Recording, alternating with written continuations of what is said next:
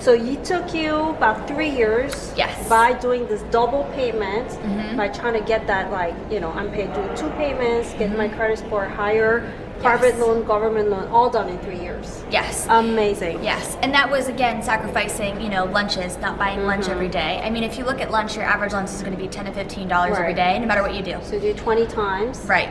And you can pay off more faster. Right. So Starbucks sacrifice it 10 times right there. It's only, maybe $50, but that still counts. Right. Vacation, big ticket, right? Right. $1,000, $2,000, depending on where you go. Right. Right there. Another pants, another summer dress. Right, right. Do you really need it? Do you love it? Okay, if you do, that's fine. But where are you going to make different cuts out of your budget? Does that just mean that you're going to say no to going out to eat that one time a week that you've planned to go out to eat? So that is amazing. That's how I did discipline. it. How much do it takes a lot of discipline, but let me tell you, I'm so glad I did it when I did. Yeah. Because I can say that I have a master's degree and I'm debt free. Yes. Yes. So. High five, honey. Right there. Yes. All right. Thanks for being here, Lindsay. Lindsay's actually my classmate from back then, honey. All right. Lindsay, I used to study all the time with Lindsay. Oh, study buddies are so important. I remember mine fondly. All right. So, again, going back to how to help the students or the new grads pay off the loan, can you, what is the amount that you can pay off faster? Let's say, like, you're saying we pay $300, that's what we're required to. Can we pay double that, triple that? Or is there kind of a cap that we can? You can pay off as much as you want, but now some credit is good credit. So if you only have one loan, you don't want to be rushing to pay that off if it's a federal loan, because that's going to help you with your loan diversity. So let's say you have one student loan and you want to go buy a car. If you go ahead and you pay off this loan, that diversity is going to be gone out of your credit score. So your credit score is going to look at how much credit, your revolving credit that you're using. So for me personally, and this is also why I love Mint, it'll tell you, it'll remind you, okay, you're about 6% of your revolving credit, but you want to be around 3% of whatever the credit cards or loans say that you can take out. So let's say my credit card has a $10,000 limit on it. If I go and I'm carrying a $5,000 balance, that's going to destroy my credit score, because you want to stay under 3% of utilization of whatever your credit card is going to allow you to do. I see. Wow, there's like a real math going on over here. Okay. Yes, yes. So the tool looks already amazing. It does some calculation for you, so you don't have to do it. Yep. And keep it easy. I'm not good at numbers. Yeah, keep it easy. I was just so impressed. 3 years, an amazing amount of time with almost 100K. Yes. Now, I did work 6 days a week. Okay. So worked 6 days a week. I worked on Saturdays. As a new grad, you're often going to be asked to work weekends. I took it. One Saturday, I would work a full day. The other Saturday, I would work a half a day. And again, it's a sacrifice that I made, but I was still able to meet up at the beach, at 1 o'clock instead of, 8 a.m. And I felt that I took great pride in being able to be a good steward of my finances. Right. Take control of your finances. Hey, there's this thing on Instagram that says the best money is the money you make, or something like that. Yeah. Does that make sense to you? Yeah. It's what you make. What you're keeping. Yeah. It's not like what someone else gives you. Exactly. It's like the one you earn and you keep. Right. Right. And if someone would have came along when I was, in school and said, hey, I'll give you $300,000 for free, I probably would have said, yeah, sure. But looking back, I'm so glad that I had to work to get where I am, because you do appreciate the value of a dollar much more. I see. Now, can we go back to working? So you say you work 6 days a week. What is kind of the hourly salary that allows us to have a little bit of money to put aside like that for student loan? Because when we graduate, I would say, for example, in Massachusetts, how much are we paid? I heard from 30s to 50s. It really depends on where you work. But Florida, I heard it's worse than that. So it really depends. But let's say if we make like $50 an hour, then overall in 1 year we can maybe make $100K. Right. right? I mean, that it depends on how many hours we work. Right. but- Depends on how many hours you're working, if your office is commission based, if you also have to factor in that you may have a lower salary if the company is giving you benefits such Right. as, paid vacation Right. time, right? So when I started, I was in 3 different offices. I worked, one office was a multi-specialty practice, Yeah. 5 different doctors, all wanted different things. So they would come in, one was very restoratively driven, the other one was very cosmetic driven, the other perio driven. So I learned a lot in that office, but there was no vacation time, there was no sick days, there was no, that office I started at 38 an hour as a new grad. I'll give you all of, this is 10 years ago. So the rates may have changed, but I started at 38 there. Then I went to another practice and pediatric practice, and I negotiated starting higher because at that point I had about 6 months experience in a different office. In high school, all through high school, I worked in a dental office as well. I had been really passionate about commission and numbers and how to talk with your patients, so I negotiated up to 41. And then I worked in another office that was closer to New York City in Connecticut, in Danbury, Connecticut, and I started there at 42. So that's really how I did it. Again, at that point, there were no state regulations either about your benefits. Now we're in a different time. So most states do have to require that if you work a certain amount of number of hours that you do have to get some sort of vacation days, sick days, allowances, things like that. Even if you're not a full-time employee. Right, okay. So my next point is that I guess we can play off a little bit with that. Like if you had to negotiate with whoever my employee pay versus, okay, do you want more sick days or not? So maybe you can negotiate for less sick days but higher hourly pay, so you can pay off that loan a little easier, faster. Maybe you take a little bit of sacrifice into thinking, oh, I want contribution for medical bills or things like that, and then you take a higher pay, or maybe even incentive. Is there a case scenario when, as a new grad or any hygienist out there, can ask for, hey, can I get a bonus, or can I be paid based on production or something like that? Right.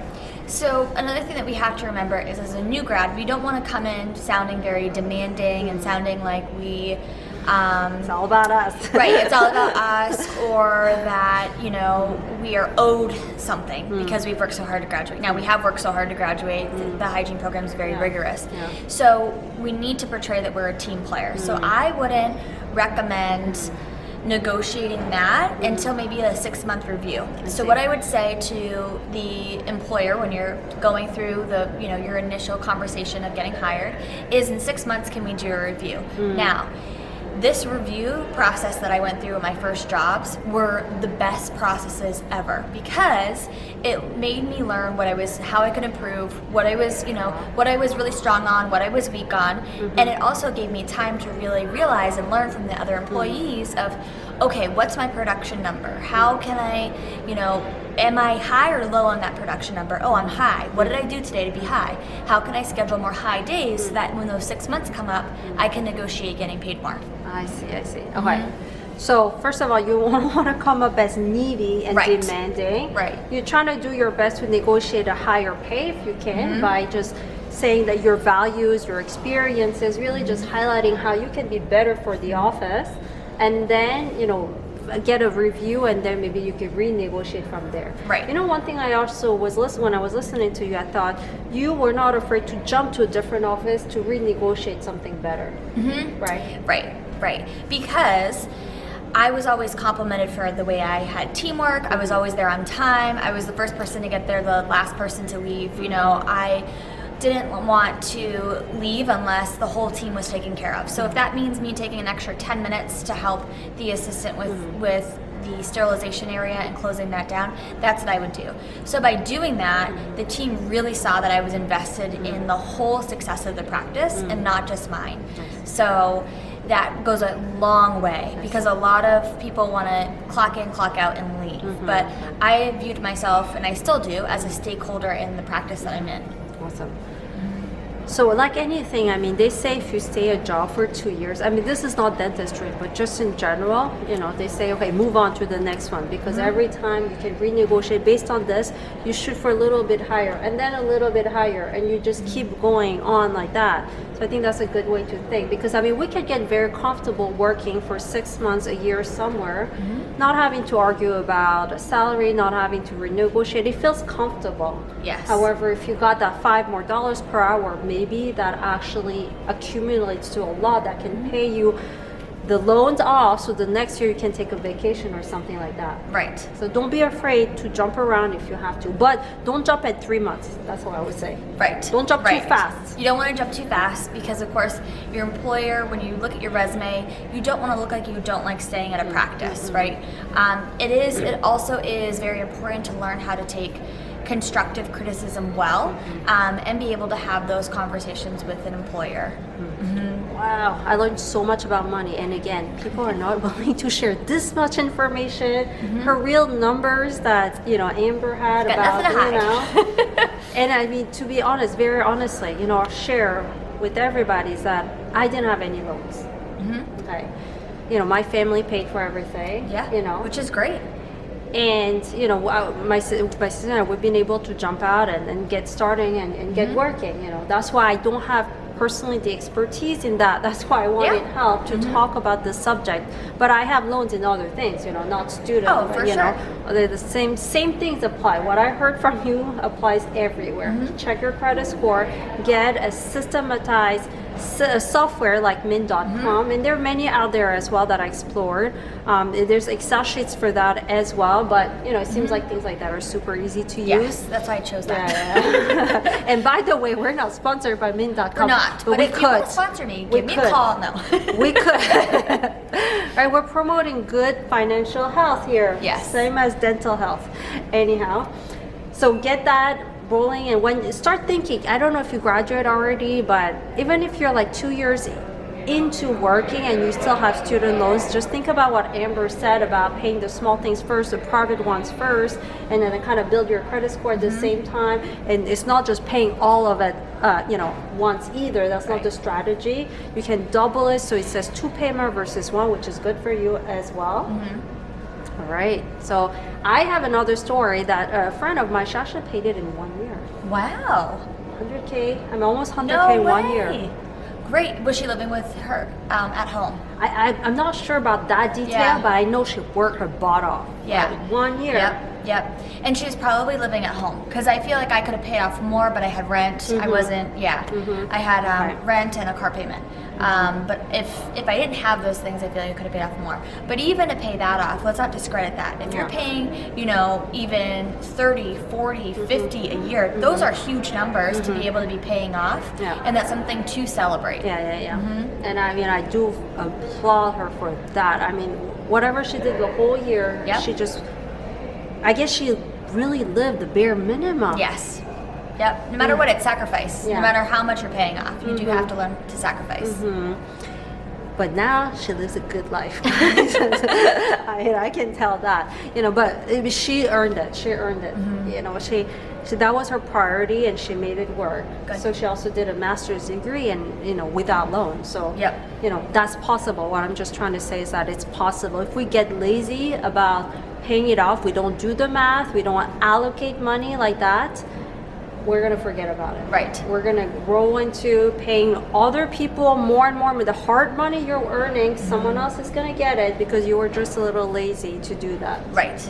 Yes. And I don't mean to sound, like you're lazy, but I think it's just a mentality, a habit that we have to build. And you know what? Once you're done, you don't have to think about it again. Exactly. Exactly.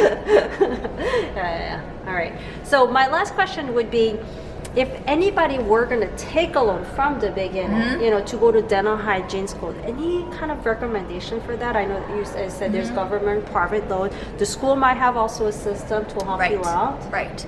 So I would look at getting federal loans if you can. Those federal loans tend to have a better interest rate, and they are not going to...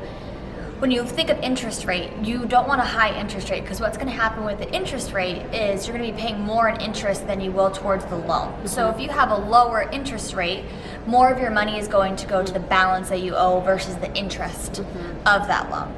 So I would go for more federal loans than private loans. Okay. Also keep in mind there's certain things that you can do on campus. So if you are somebody, for me for instance, I was able to get a working job on campus that the funds would help me pay for the loan. So that was helpful and challenging when I went through hygiene school, because I worked about 30 hours a week while doing hygiene school. And in hindsight, I feel that I would have probably had a much better hygiene experience if I wasn't working, but again, for me, that wasn't an option. So keep that in mind there for you and your office and your patients. Okay, so the best way to find you, first of all, Amber Auger RDH Facebook. Yes. And Instagram. Yes. And millennialmentor.com. AmberAuger.com. You'll see Millennial Mentor on there. Okay. Yep, and the whole program. Okay. And what I recommend, if anybody is stuck, if anybody feel like they want to go to the next step as a new grad and they don't know, obviously, I can help you with that. But that's why I have friends like Amber, because she's a consultant, she's a coach. I mean, she's awesome in every single way. You will find her motivating, super articulate, full of ideas, and bubbling energy. So you will find her, her coaching probably pretty amazing. So don't be afraid to give her a shout out, first of all, on Amber Auger, and also send her an email if you feel like you need a little bit of push, a little bit of coaching, and I'm sure she can guide you through the process how to become that awesome person. And also she's an international speaker and everything else. So if you want to go that route as well, I'm sure she can help you. So thank you again, Amber, for being here. Yes, thank you. You've been amazing. Oh, my pleasure. Those are the friends that you meet while on the road, being in the business. Seriously, Yes. Like she's from Somerville here in Cambridge, and I did my hygiene school in here, Boston area. It's not that we knew each other from there, and we just happened to become friends by kind of networking. Yes, exactly. So don't be afraid to network, and don't be afraid to pay off that loan and be debt free. Yes. All right. Thank you, guys. Have a great day.